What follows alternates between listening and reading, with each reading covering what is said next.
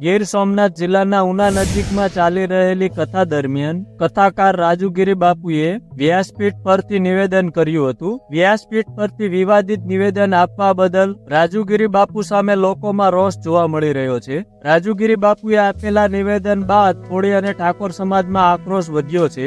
મહામંડળેશ્વર ભારતીગીરી બાપુએ પણ આ રાજુગીરી બાપુના નિવેદનને વખોડ્યું છે. જ્યારે કોળી સમાજ દ્વારા રાજુગીરી બાપુને કોઈ જગ્યાએ સત્તા નહીં થવા દઈએ તેવી ચમકી અપાઈ રહી છે. માહિતી મુજબ આ મામલે રાજુગીરી બાપુએ કરેલા અપમાન બાદ કોળી સમાજ અને ઠાકોર સમાજ હાલ ગુમ થઈ ગયો છે અને અમરેલીમાં રાજુ બાપુના નિવાસસ્થાને ઘેરાવ કર્યો છે. રાજુગીરી બાપુએ ફરી એકવાર માફી માંગી છે. રાજુગીરી બાપુના નિવાસસ્થાને કોળી અને ઠાકોર સમાજનો ઉગ્ર વિરોધ છે. પ્રાપ્ત માહિતી મુજબ વ્યાસપીઠ પરથી કથાકાર રાજુગીરી બાપુ દ્વારા આપવામાં આવેલા વિવાદિત નિવેદન સામે કોળી અને ઠાકોર સમાજે ભારે રોષ જોવા મળી રહ્યો છે. અમરેલી જિલ્લાના સાવરકુંડલાના સેજર રોડ સ્થિર રહેઠાણ નિવાસ સ્થાને કોળી અને ઠાકોર સમાજના લોકો આવ્યા હતા અને રાજુ બાપુ ઢોંગી છે, રાજુ બાપુ હાય હાયના નારા લગાવ્યા હતા. આ સ્થિતિને જોતા કથાકાર રાજુગીરી બાપુના નિવાસ સ્થાને પોલીસ અધિકારીઓનો કાફલો પણ તૈનાત કરાવ્યો હતો. જોકે વિરોધ વધુ વકરતા કથાકાર રાજુગીરી બાપુએ જાહેરમાં રડતા રડતા માફી માંગી છે. આ દરમિયાન માનવ મંદિરના સંત ભક્તિરામ બાપુ પણ હાજર રહ્યા હતા. જોકે રાજુગીરી બાપુ દ્વારા માફી માંગ્યા બાદ પણ કોળી અને ઠાકોર સમાજનો આક્રોશ યથાવત જોવા મળી રહ્યો છે અને સમાજના લોકો રાજુગીરી બાપુને 5 વર્ષ સુધી કથા ન